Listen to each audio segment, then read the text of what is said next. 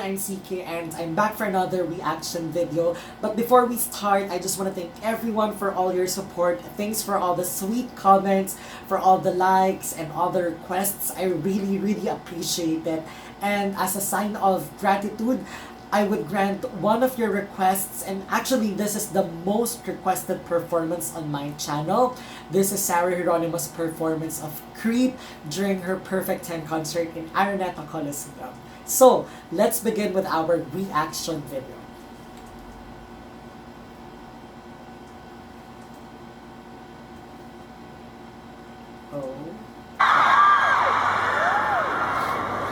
When you were here before, couldn't look you in the eye. You looked like an angel.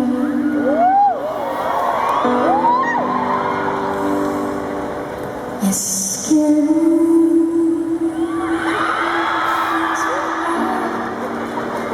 I love how she held that mold.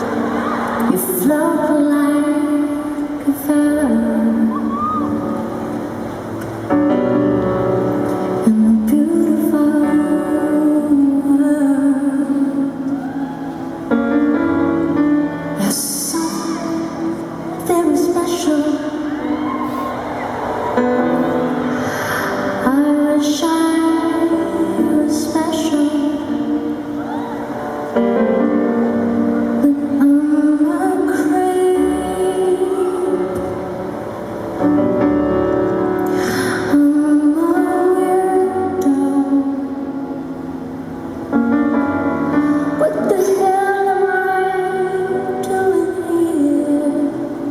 I love the clarity of her voice. I don't belong here. I don't care if it hurts. I don't care if it hurts. I wanna have control. I want a perfect body.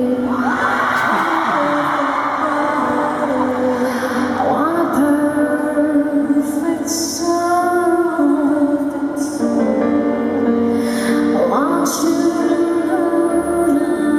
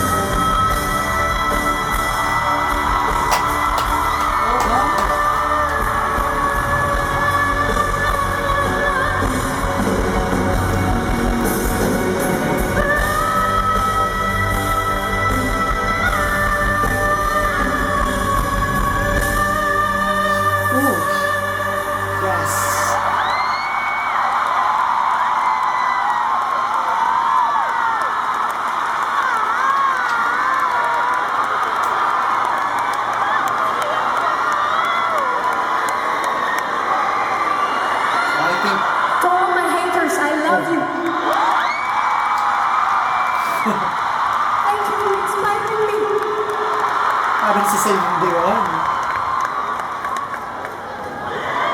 Thank you for loving me a different kind of way. I think that's the end of the song. Whew, it was a very intense performance. It's one of a kind. Honestly, I haven't seen a performance like this before. Very rare that you would see a performer perform like this. So I guess ang galing. It was very creative, it was very artistic. I was actually there during the Perfect 10 concert, but it was in MOA Arena, just like what I said in my previous video. So I saw this performance, pero I think this one is better because it's a more powerful version as compared with her performance in MOA Arena. So I like this more as compared with the other one. So let's start with our performance review. First, let's talk about the performance itself. Like what I said earlier, the performance was very artistic, it was dramatic, and it's very emotional. And for someone to execute a performance like that, it takes a lot of maturity and experience. And I think that's what she has that others don't have yet. So I guess kaya sobrang naging makabagdamdami ng performance na to because may pinaguhugutan siya. And she was able to use that particular part of herself to execute a performance like this. And she nailed it. It was a very emotional performance, but she nailed every note that she hit during that performance. So I like it. Next, I love the fact that she was talking to the audience while singing. She was talking to the audience. She was speaking. She was telling about her story. And I like it. It's not just as simple as singing a song. It's about communicating. It's about connecting with your audience. And she did a great job there. Kaya nga, kung mapapansin mo, nag-i-interact talaga yung audience because the audience felt her emotion and felt the message of her song and felt that she was talking to them. So, very good for that, Miss Sarah Geronimo. Next, I love the simplicity of the performance. There were no big lights, there were no dancers, there were no mga props.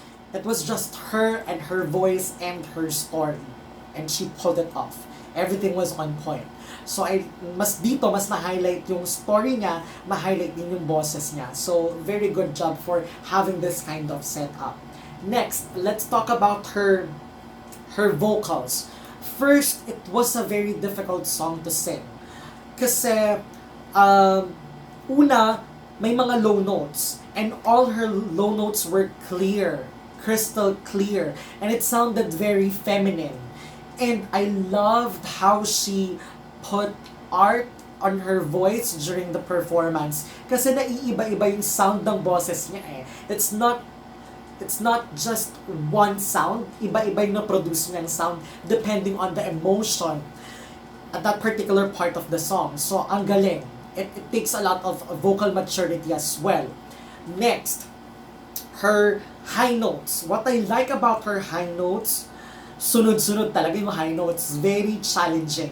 It's difficult to sing a song like this kasi ito yung song na sunod-sunod yung buga mo ng high notes and it would really require you to have that stamina and good breathing to pull it off. And I guess while sitting, take note, she was sitting during the entire performance, she was still able to hit all those hit all those big notes. So ang galing.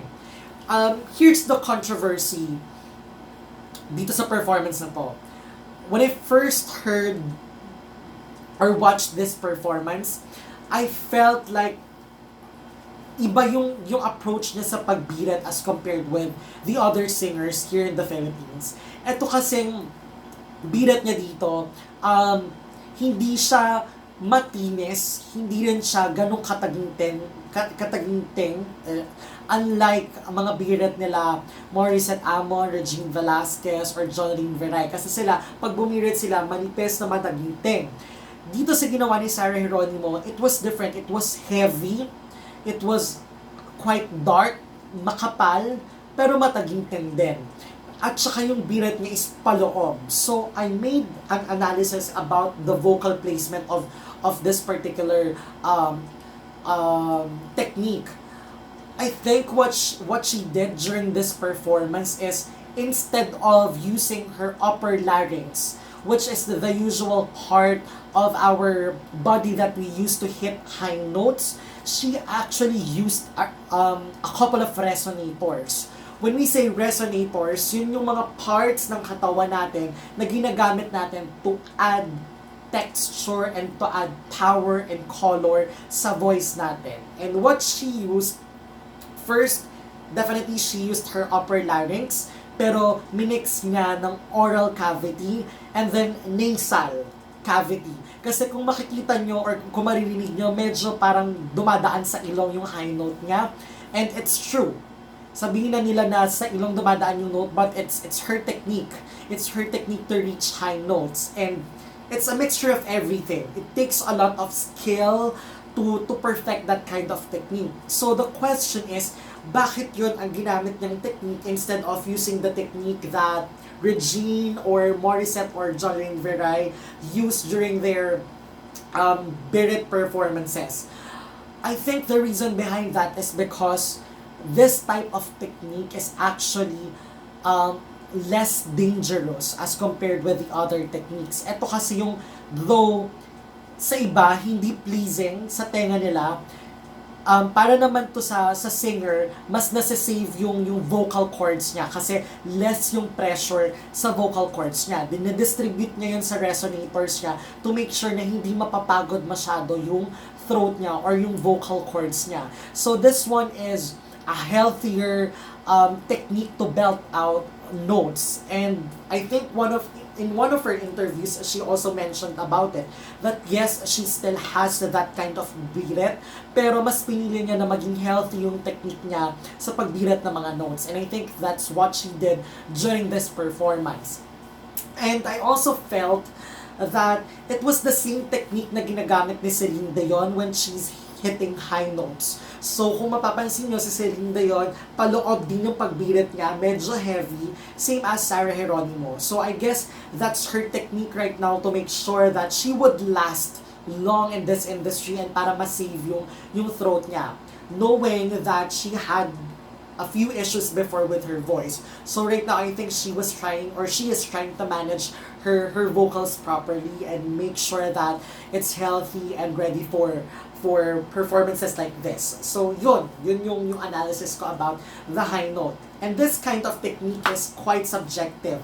There are people who would not like it, but there are also people who would like it. So saang side ako? Dun ako sa I like it. Because first, I felt like it was so controlled. Hindi siya masakit sa tenga, hindi siya masyadong malakas. Kaya I like it. Also, I felt like the beat part was emotional because of that technique. So I really like it as well. Also, one thing that I noticed, ang galing na niya ngayon sa control ng boses niya. Because when she was hitting those high notes, yung sound na creep or yung word na creep, mahirap din yun i-beat. Kasi like what I said on my previous video, yung iba like this, ginagawa nilang this or thing para mas madali siyang i-beat. Pero dito, pinronounce niya talaga ng creep. So ang hirap doon kasi it's prone to piyok. But she was able to nail it and she was able to hit the note or hit those notes perfectly. So very good. A lot of musicality and skills there. So dito sa performance na to, masasabi mo talaga that Sarah still has the range. She still has that vocal quality na maganda. And she has a very powerful voice. So I think medyo sampal to sa mga bashers niya kasi dito talaga pinakita niya kung gaano siya kagaling kumanta and gaano siya kagaling mag-perform sa harap ng maraming audience and how she became so effective na makipag-communicate sa audience niya. So kudos to Sarah Geronimo. This was the best performance during that concert and now I know kung bakit ito yung most requested performance sa channel ko because it was a great performance. It was a very emotional performance. It was one of a kind. It was international, pang-international level yung approach ni Sarah Geronimo. So, very good kudos to Sarah Geronimo. I love it very much and I'm so impressed. There you go. So, that's my reaction to this video. I hope you like it. So, if you have any comments or any requests, please feel free to comment down below. Kung may questions din kayo, anything under the sun, I'll be more than happy to answer your questions. If you like my reaction video, please hit like. And if you want more videos, please don't forget to subscribe. So thank you very much. I hope you like it. And I'll see you on my next video. Bye!